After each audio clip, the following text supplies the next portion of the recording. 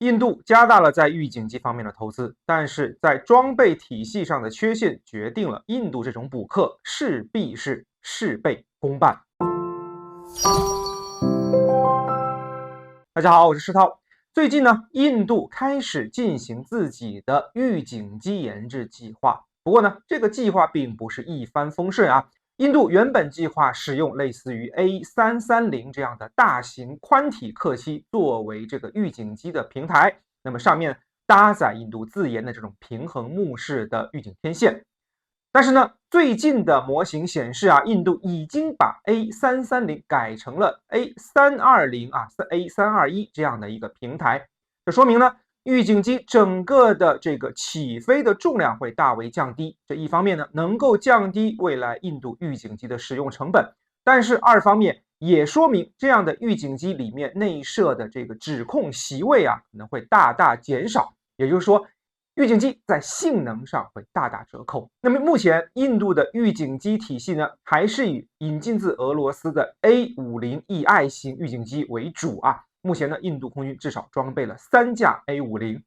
那么这一些 A50 战机呢，在印度空军发挥了很大的作用啊，特别是指挥印度目前所拥有的包括苏30 MKI 在内的一系列的这个俄制战机。那么由于数据链以及相关格式的这个区别啊，目前印度空军的 A50 预警机无法指挥包括了法制的阵风战斗机以及包括了美洲虎等等在内的这一些欧洲制战斗机。那么这也就决定了在真正的作战指挥中 ，A50 探测到的目标只能以最低下的语音方式对这个欧制战斗机进行播报。那么看到了这一点呢，印度也准备引进一系列的欧制的这个预警机系统。但这样一来，大家就会发现印度把宝贵的这个预警机的装备经费不得不分为2部分，一部分呢来维持俄制预警机的使用，一部分呢又要新加欧制预警机的购置。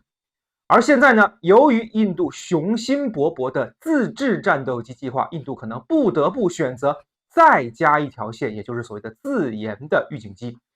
那么印度空军中就会出现一种奇葩现象来源国不同的战斗机需要配套来源国不同的预警机，而这些预警机之间呢，却缺乏高效的数据交换机制。那么最终有可能造成一种就是所谓的事倍功半的效果。那么更可怕的是，由于敌我识别系统的不兼容，这样的一个混乱的战场有可能会出现误击的情况。大家都知道，敌我识别系统向来是各国空军最为保密的系统之一。那么印度采购自各个国家的这个战斗机，它的敌我识别系统一般也只能与自己国家的这个预警机相兼容。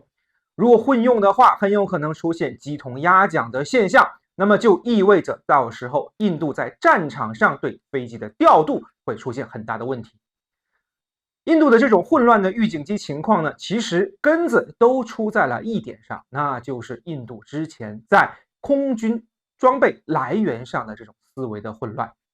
印度其实具有非常好的装备采购条件，它既与俄罗斯保持了良好的密切关系，又与美国保持了装备采购的这个联系。而且呢，还能顺畅的从欧洲获得武器。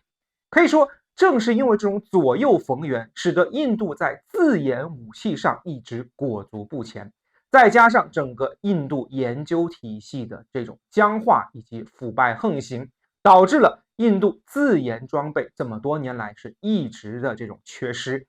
那么这也就进一步恶化了在多来源武器情况下的这种指挥以及调配的难度。大家不妨设想一下，一旦真的打起仗来为了指挥某个方向上的印度战机，还必须把配套的印度预警机调过去。那么一旦打起仗来，这样的调配效率是非常低的。而且呢，在战场上一旦出现了某个方向上预警机被击落的情况，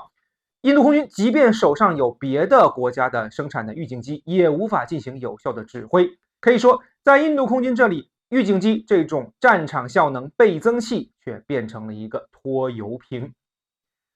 那么印度想要解决这种困境，只有一个方法，就是全面的更新自己的装备体系，最好呢是以自研的装备来替代这个进口的装备。但是这一点连印度自己都没有信心，毕竟印度可是能把一款轻型战斗机搞出研制40-50年还没法装备的一个国家。那么目前看，印度也只能继续在自己的这种混乱的装备体系下进行缝缝补补的。只不过这样的装备体系到底在大规模的战争中能起到多大的作用，这是必须画下一个大大的问号的。而相比之下，印度的假想敌之一巴基斯坦，它的装备体系就非常的清晰。那么目前呢，巴基斯坦基本上已经换用了以中国制的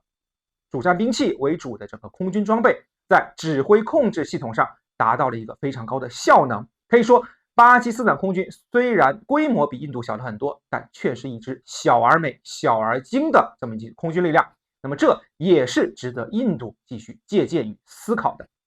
大家对这期话题有什么看法？欢迎在评论区和我交流，也感谢您的关注、点赞、转发支持。咱们下期再见。